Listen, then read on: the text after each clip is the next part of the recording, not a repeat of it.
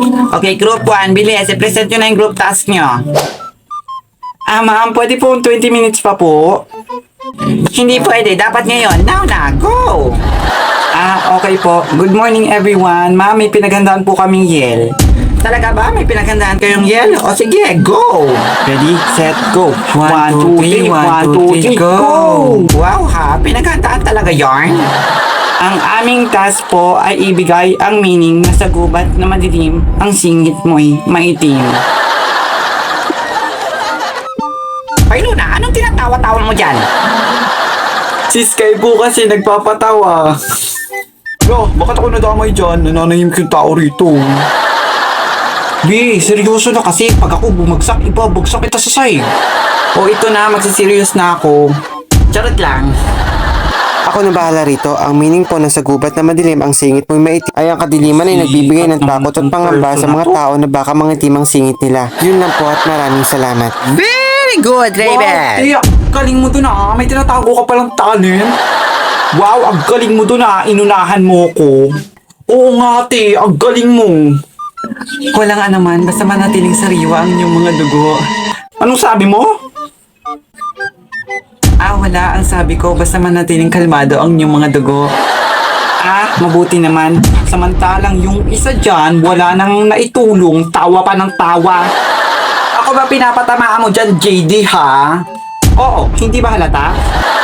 Anong sabi mo? Aray! Kumanda ka sa akin, kanina ka pa. Nababae ka, nakakainita ka na. Bahala na nga kayo dyan dalawa. Basta yung mga kaluluwa sa akin mapupunta. Okay, next. Group 3. Handa na ba ang Group 3? Good morning, everyone. Kami po ang Group 3. At ang topic din po namin ay 3. Kagaling. Sky, kaya mo yan. Best friend ko yan. Go, go, go! Ang ingay naman ito. Luna, pwede mo tumahimik ka? Hindi natin sila kagrupo. Ganun ba? Wala akong pakialam. Go, go, go, Sky! Luna, tumahimik ka dyan. Isa pang ingay mo. Lalagyan ko ng -1 yung grupo nyo. Luna, pwede ba tumahimik ka kung gusto mo kuhanin ko yung kaluluwa? Oo, ito na. Tatahimik na. Si Raven lang palang katapat mo eh. Mamayel rin po kami. Really? Ang sakit naman sa tenga. O bilis, i-present nyo na yung group task nyo. Wait a minute. The question of our group is, if there is a kahoy to another kahoy, how many kahoy on that one kahoy? Did you get it? I know you get it. Get it. Kaya ko to. Pinaghandaan ko to ng 1 minute. Uy, Sky, bakit si Emma yung pinag-report mo? Sabi niya kasi kaya niya na yan, kaya go, go, go lang, di ba? Fighting! Ganon? Nakasalalay pala sa kanya yung buhay natin. Kung may isang kahoy sa loob ng isang kahoy, ilang kahoy ang meron sa isang kahoy? Inulat mo lang yung sinabi ni Aubrey kaganina.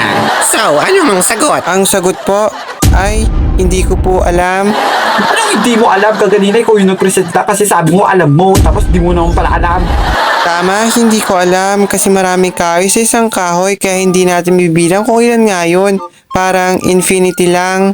Wow, ang galing mo naman, Emma. May tama ka. Talaga po, tama po ako. Ang galing ko naman.